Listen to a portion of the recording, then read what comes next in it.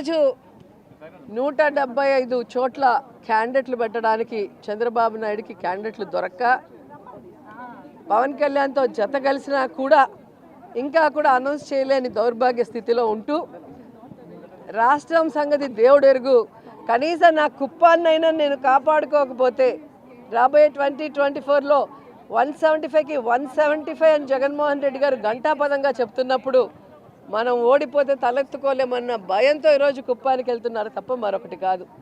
ఈరోజు కుప్పంలో దాదాపుగా 40 సంవత్సరాలు పైగా ఎమ్మెల్యేగా చేశారు, 3 సార్లు ముఖ్యమంత్రిగా చేసి కూడా ఆ కుప్పంలో ఏ కుటుంబానికి సంక్షేమం అభివృద్ధి అందించారో ఒకసారి చెప్పాలి చంద్రబాబు నాయుడు. ఈరోజు జగన్మోహన్ రెడ్డి గారు ప్రతి కుటుంబానికి కూడా ఈ రాష్ట్రంలో ఉన్న పేద కుటుంబాలకి ఏమి ఇస్తున్నామో సంక్షేమాన్ని అక్కడ ప్రతి కుటుంబంలో ఎలిజిబిలిటీ ఉన్న అందరికీ కూడా పార్టీ చూడకుండా కులం చూడకుండా జగన్మోహన్ రెడ్డి గారు వెల్ఫేర్ స్కీమ్స్ ఇస్తున్నారు. ఆ ప్రాంతంలో అభివృద్ధి చేస్తున్నారు. ఆర్డీఓ సర్కిల్ తీసుకొచ్చారు, మున్సిపాలిటీ చేశారు, ఇప్పుడు తాగే నీళ్లు కూడా తీసుకొస్తున్నారు. ఇది చాలా ఇంపార్టెంట్ ఇష్యూ. 3 సార్లు ముఖ్యమంత్రిగా ఉన్న చంద్రబాబు నాయుడు తనకు ఓట్లేసి ముఖ్యమంత్రి అయ్యేందుకు అవకాశం ఇచ్చిన ఆ కుప్పానికి తాగే నీళ్లు కూడా ఇవ్వని ఒక దౌర్భాగ్యమైన పొలిటీషియన్. సో ఇక ఆ కుప్పంలో ఓట్లు చంద్రబాబు నాయుడుకి వెయ్యరు అనేది తెలుసుకొని ఈరోజు కాళ్ళు చేతులు పట్టుకోవడానికే వెళ్ళాడు. ఎందుకంటే మున్సిపల్ ఎలక్షన్స్లోనే మీరు చూశారు, లోకేష్ చంద్రబాబు నాయుడు గల్లీ గల్లీ తిరిగినా కూడా ఎలా ఫుట్బాల్ ఆడేశారో ఆ కుప్పం ప్రజలు మనం అందరం కూడా గమనించాం. రాబోయే 2024లో కూడా కుప్పం ప్రజలు చంద్రబాబు నాయుడిని ఫుట్బాల్ ఆడతారు. 175కి 175 జగన్మోహన్ రెడ్డి గారికి ఇవ్వబోతున్నారు. కాంగ్రెస్ పార్టీ షర్మిలాని ఏపీ ఇన్ఛార్జిగా తీసుకొచ్చే ప్రయత్నం చేస్తుంది. ఏమొస్తుంది అంటే వార్తలు వస్తున్న నేపథ్యంలో షర్మిల ఏపీ కాంగ్రెస్ ఇన్ఛార్జిగా మీకేమైనా ఇబ్బందా? మాకైతే ఏ ఇబ్బంది లేదు.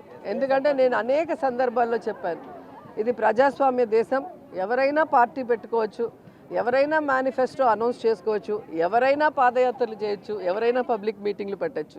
కానీ వాళ్ళు చెప్పే అజెండా ప్రజలకి నమ్మశక్యంగా ఉన్నప్పుడే వాళ్ళు సపోర్ట్ చేస్తారు.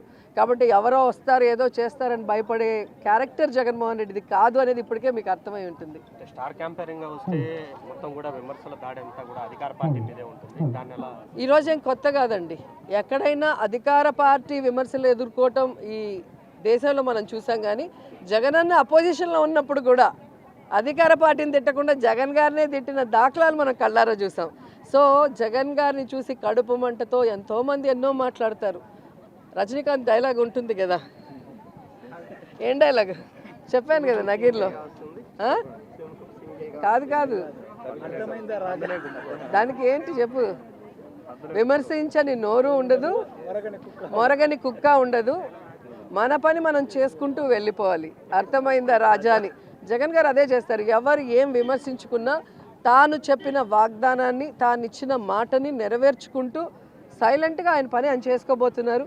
ప్రజలు గమనిస్తున్నారు కాబట్టి ఈరోజు 2019 నుంచి ఈ రోజుటి వరకు ఏ ఎన్నికలు వచ్చినా కూడా వార్ వన్ సైడ్ అన్నట్టుగా జగనన్నకే సపోర్టివ్గా ఉన్నారు అంటే అర్థం అదే.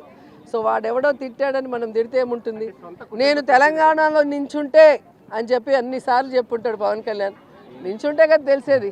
ఆంధ్రాలో నించుంటే 2 చోట్ల ఓడిచ్చారు, తెలంగాణలో పార్టీని నించోబెడితే బర్రె లెక్క కన్నా తీసిపోయాడు. అంటే ఎంత మీ మీడియా హైప్ చేసినా పవన్ కళ్యాణ్ని లోకేష్ని జాకీలు పెట్టి ఎత్తాల్సిందే కానీ ఆ జాకీలు ఇరిగిపోతున్నాయి, వాళ్ళు మాత్రం పైకి రావట్లేదు.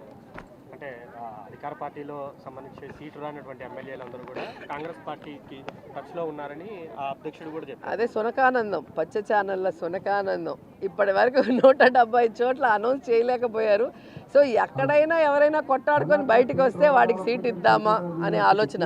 సో అలా ఎవడొచ్చినా కూడా వాడి ఓడిపోవడం తప్ప ఇంకోటి కాదు. ఎందుకంటే గతంలో కూడా మీరు చూశారు, జగనన్న అజెండాతో గెలిచిన 23 మంది డబ్బు కోసం పదవుల కోసం తెలుగుదేశం పార్టీకి వెళితే 2019 ఎన్నికల్లో ప్రజలు వాళ్ళని చిత్తుగా ఓడించారు.